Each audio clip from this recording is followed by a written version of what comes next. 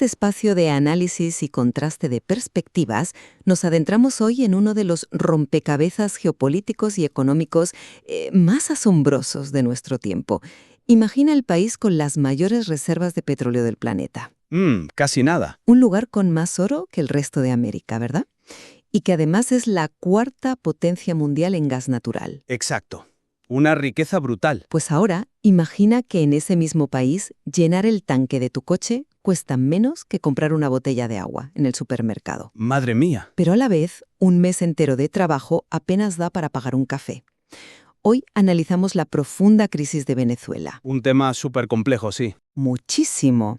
La pregunta central que vamos a diseccionar es la siguiente.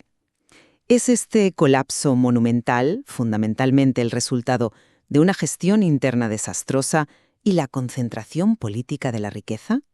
¿O estamos, por el contrario, ante un colapso estructural provocado por restricciones y sanciones internacionales que asfixian a una economía históricamente dependiente? Esa es la gran dicotomía. Exacto. Y bueno, mi postura es que estamos ante un fracaso inherente a las políticas internas y a la monopolización de los recursos por parte del Estado. Estoy completamente convencida de ello. Ya. Y mi posición es que las distorsiones extremas que vemos son los síntomas inevitables de un asedio económico externo y de una dependencia estructural que viene de mucho antes de la crisis actual. Pues para entender la magnitud de este fracaso interno del que hablo, creo que tenemos que mirar la mecánica básica de la economía, ¿sabes? A ver, cuéntame. Fíjate en la hiperinflación del siglo XXI. O sea, no es un fenómeno que caiga del cielo. Cuando el gobierno decide implementar controles de precios draconianos, obligando a los productores a vender por debajo del coste de producción, lo que hace es destruir la industria local. Claro, eso tiene un impacto, sí. Y no solo eso, para cubrir el enorme agujero fiscal que esto genera, ¿qué hacen? Recurren a la emisión masiva de dinero inorgánico, imprimir billetes sin respaldo. A ver, te concedo que la emisión de moneda fue un factor, totalmente. Pero no podemos aislarla del contexto. ¿A qué te refieres? Yo lo abordo de una forma distinta.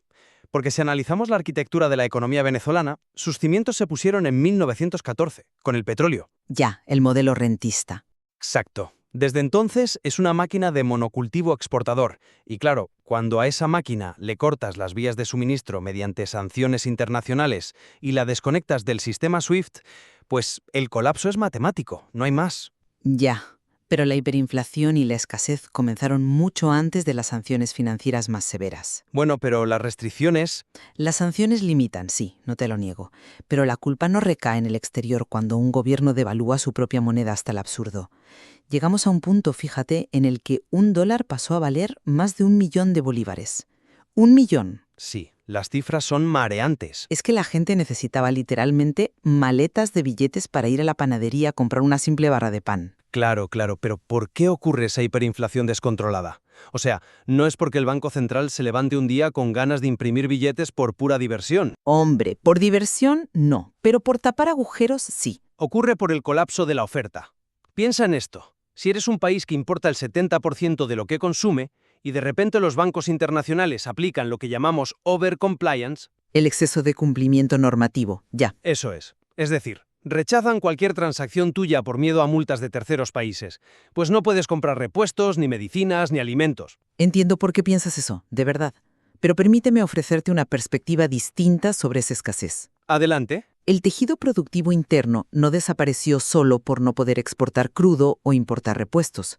Desapareció porque las expropiaciones y la famosa ley de precios justos rompieron la cadena de suministro desde dentro. Ya estamos con la ley de precios justos. Es que es clave. Si un empresario local tiene que vender 1 kilo de harina a 10 bolívares cuando producirlo le cuesta 50, pues simplemente cierra la fábrica. Es de cajón. Pero esa es una visión que ignora completamente el flujo de divisas. ¿Por qué lo dices? Porque en una economía rentista, el empresario local necesita dólares del Estado para comprar materia prima en el extranjero.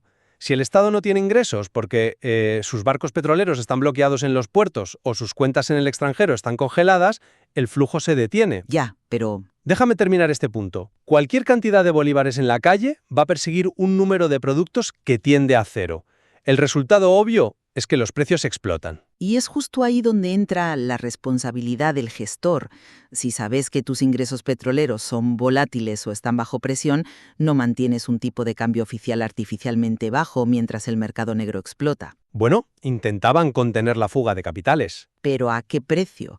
Mantener un salario mínimo equivalente a menos de $1 al mes es una decisión puramente administrativa que condena a la población. Es, digamos, un control de daños que solo protege al propio Estado, no al ciudadano. Protege la existencia misma del Estado frente a lo que perciben como una amenaza existencial, totalmente. Así que el Estado es más importante que la gente. No he dicho eso. Pero, insisto, estás describiendo los síntomas de un paciente al que le han cortado el oxígeno y encima te estás quejando de que respira mal. Menuda analogía. Es que es así. Si a la cuarta potencia en gas natural del mundo se le prohíbe operar en los mercados modernos, la hiperinflación es casi un mecanismo de defensa. Sirve para licuar la deuda interna y mantener la burocracia mínima funcionando. Hombre, mantener la burocracia funcionando mientras los hospitales colapsan me parece una defensa dificilísima de sostener. A ver, Y aquí quiero introducir un elemento del material que ilustra perfectamente esta desconexión interna de la que te hablo. En la Amazonía venezolana existe un pez diminuto, el candirú. el famoso pez parásito, sí. Exacto. Es una criatura que entra en el cuerpo desde el interior, casi invisible desde fuera, y causa un daño biológico devastador. Sí, da bastante grima. Pues para mí, la gestión gubernamental actúa exactamente como el candirú. Es una fuerza interna que corroe las instituciones. ¿Y sabes cuál es la prueba empírica de esa corrupción de prioridades? Ilústrame. El contraste brutal en la sanidad. ¿A qué te refieres exactamente con el contraste en la sanidad? Me refiero a que tenemos un país donde faltan antibióticos básicos, donde las incubadoras fallan por los cortes eléctricos. Y al mismo tiempo, fíjate, el gobierno encuentra fondos para subvencionar cirugías estéticas. Bueno, eso tiene sus matices. Hablamos de más de 85.000 operaciones de aumento de pecho y rinoplastias anuales, muchas de ellas financiadas para mantener el estatus en los certámenes de belleza internacionales. Ya. ¿Cómo culpas al bloqueo externo de que un hospital no tenga tiritas? Pero el sistema sí financió una cirugía plástica. Es el candirú devorando el sentido común. Lo siento, pero no compro ese argumento en absoluto. Déjame explicarte por qué esa visión de la cirugía estética como una simple frivolidad o corrupción gubernamental ignora la profunda complejidad sociológica de la crisis. Complejidad sociológica. A ver, sorpréndeme. Cuando lo miras desde una economía estable en Europa, parece un absurdo. Totalmente. Pero si aplicas la microeconomía de la supervivencia en un entorno hiperinflacionario, tiene todo el sentido del mundo. ¿Financiar operaciones estéticas antes que medicina básica tiene sentido económico? Explícame eso, porque no lo veo. Desde la perspectiva del ciudadano, sí. Piensa que el ahorro tradicional en bolívares desapareció. La movilidad social a través de un título universitario se rompió por completo. Ya, porque un médico cobra $15 al mes. Eso es. En ese escenario de destrucción de valor, el cuerpo físico se ha convertido en una de las pocas reservas de valor seguras, en capital humano monetizable. Espera, ¿monetizable en qué sentido? ¿Para ganar un concurso de belleza en la tele? No, para acceder a divisas fuertes. Las familias ven estas cirugías como un rito de paso y una inversión súper racional. Madre mía. Es que, en un entorno bloqueado, mejorar la apariencia física abre puertas en el modelaje, en la emigración, en sectores donde se cobra directamente en dólares o euros. Ya veo por dónde vas. Que el Estado lo haya subsidiado históricamente o que la sociedad lo priorice no es un capricho frívolo, es una estrategia de supervivencia cultural de una población a la que le tapiaron las salidas económicas tradicionales. Es un punto interesante, te lo concedo, aunque yo lo plantearía de otra manera. Dime. Porque, a ver, te entiendo, comprendo que el individuo actúe de manera racional intentando sobrevivir en medio del caos. Si me dices que una familia prefiere invertir en una cirugía para que su hija pueda emigrar antes que guardar bolívares en el banco que mañana no valdrán nada, te doy la razón. Claro, es lógica pura. Es la ley de Gresham en su máxima expresión. Lo que tiene valor expulsa a lo que no lo tiene. Pero mi crítica va dirigida al Estado que crea ese entorno, el que fomenta esa estructura desastrosa. Ya, pero el Estado no opera en el vacío. Reacciona a la presión asfixiante que mencionaba antes. Reacciona aferrándose al monopolio absoluto. Y la geografía de Venezuela nos da una analogía perfecta para entender este encierro provocado por el propio gobierno. Piensa en Jimmy Ángel. El piloto de los años 30, ¿no? El que descubrió el Salto Ángel. Él mismo, Jimmy Ángel, sobrevolaba la gran sabana buscando oro. Vio la cima del aullante Puy, decidió aterrizar su avioneta allí Y bueno, fue un desastre monumental. Se quedó tirado. Literalmente. La avioneta se quedó clavada en el barro. Él y sus acompañantes quedaron aislados durante 11 días en un paisaje hermosísimo, sí, pero completamente hostil.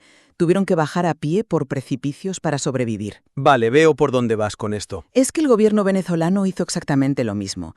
Pilotó la economía hacia un modelo de hipercontrol estatista, buscando monopolizar todo el oro, es decir, la renta petrolera, y aterrizaron la economía entera en un pantano burocrático del que no saben despegar. Una imagen muy gráfica. Y ahora, millones de ciudadanos están como Jimmy Ángel, atrapados en un terreno hostil, recurriendo al trueque puro y duro, a las criptomonedas, a lo que sea, para salir del barro. No fue una tormenta internacional la que estrelló a Jimmy Ángel, fue su propia arrogancia al aterrizar en un sitio sin saber si podría volver a despegar. Es un argumento convincente, te lo reconozco, pero ¿has considerado la inmensa presión del entorno que moldea esa realidad? ¿A qué entorno te refieres? Siguiendo con tu tema geográfico, yo veo a Venezuela más bien como el monte Roraima. Ajá. Ya sabes, ese tepuy gigante que inspiró El mundo perdido de Arthur Conan Doyle, un ecosistema que evolucionó de forma completamente distinta porque quedó aislado del resto del planeta. Pero ese aislamiento geográfico es natural. El aislamiento económico de Venezuela es una decisión política interna. No me convence esa línea de razonamiento porque obvia cómo funcionan las finanzas globales hoy en día. Explícate. El aislamiento de Venezuela es un mundo perdido moderno creado por la exclusión forzosa del sistema financiero internacional. Obligar a la cuarta potencia gasística a retroceder al trueque o a usar criptomonedas no es solo un fallo del piloto interno, como tú dices, es el resultado de un bombardeo sistemático. ¿Un bombardeo? Sí, fíjate en el relámpago del Catatumbo, ese fenómeno increíble en el lago de Maracaibo donde caen más de 1 millón de rayos al año. Sí, un choque constante de presiones atmosféricas. Exactamente. La crisis de Venezuela es el choque incesante de presiones externas.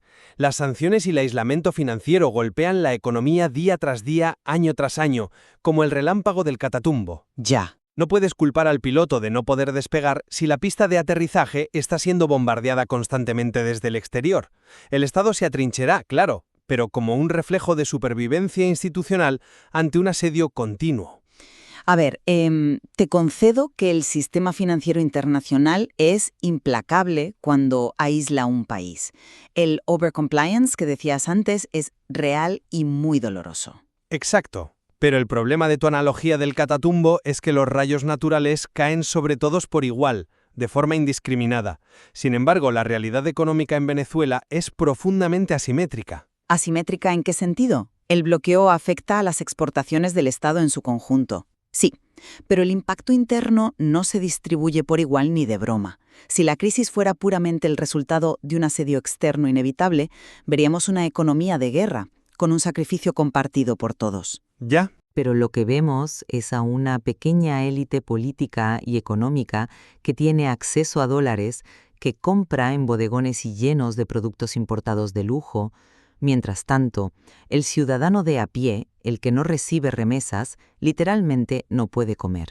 Eso es una característica lamentable de casi cualquier economía bajo sanciones severas. Las desigualdades siempre se disparan. Pero demuestra quién tiene el control.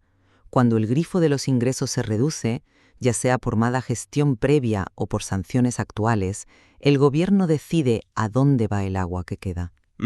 Al permitir que la abundancia se concentre en unas pocas manos mientras el resto del país se asfixia, demuestran que el bloqueo principal es interno.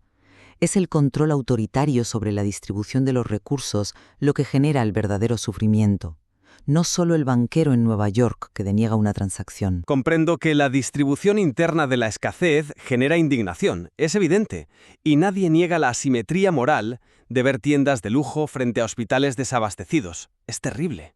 Es que es indefendible. Pero como analistas debemos separar la moralidad de la causalidad macroeconómica. Yo lo abordo de una forma distinta. La concentración de riqueza y poder en la élite es un síntoma clásico del efecto de concentración que producen las propias sanciones. ¿Me estás diciendo en serio que las sanciones causan la corrupción interna? Estoy diciendo que las sanciones destruyen la clase media y el sector privado independiente. Piénsalo, cuando bloqueas la economía formal, empujas todas las transacciones al mercado gris o negro. Bueno, eso sí es cierto. Y en un mercado negro, ¿quién prospera? quien tiene las armas, los contactos y el control de las aduanas. Al aislar económicamente a la nación, la comunidad internacional, involuntariamente o no, destruyó a los actores económicos independientes. Y le dio todo el pastel al Estado. Exacto. Fortaleció el monopolio del Estado sobre los escasos recursos restantes. La simetría que tú señalas no refuta el impacto del bloqueo externo.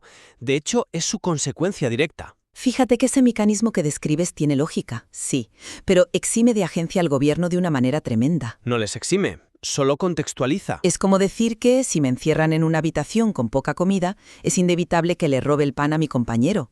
Hay una decisión política y moral en el medio. Ya. El gobierno venezolano ha desmantelado instituciones que podrían haber amortiguado este choque.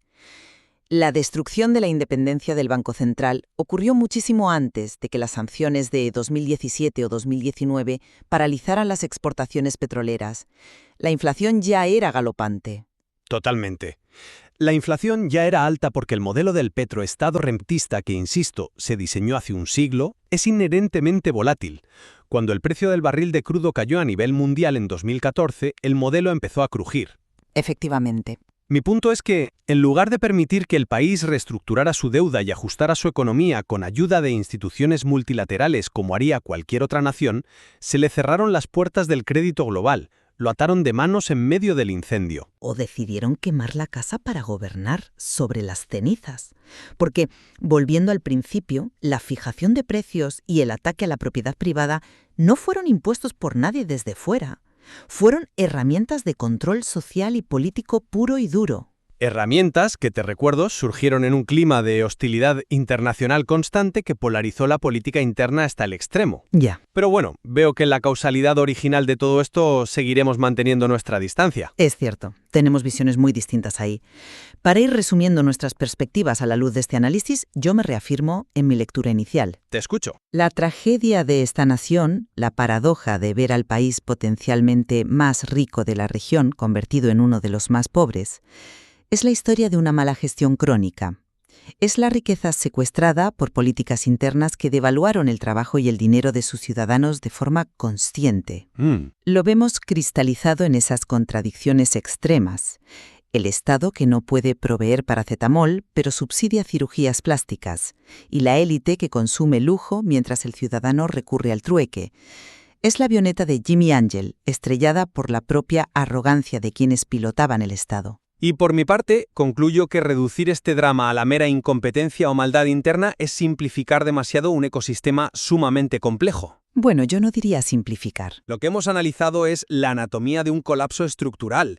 Es la demostración empírica de lo que le ocurre a una economía de monocultivo, construida históricamente para la exportación, cuando el sistema global decide aislarla por completo. Entiendo tu punto. La hiperinflación, el trueque y las estrategias radicales de supervivencia, incluida esa monetización del aspecto físico de la que hablábamos, son las adaptaciones lógicas e ineludibles de un país ahogado desde el exterior. Sin embargo, a pesar de nuestras profundas diferencias sobre quién tiene la mayor parte de la culpa, creo que ambos convergemos de manera absoluta en un punto fascinante. Sí, estoy seguro de que sé cuál es. Es la capacidad de adaptación casi inverosímil del ciudadano venezolano promedio. Absolutamente. Es algo que desafía cualquier modelo económico tradicional. Frente a circunstancias que paralizarían a cualquier sociedad europea en cuestión de semanas, la creatividad para sobreponerse es digna de estudio.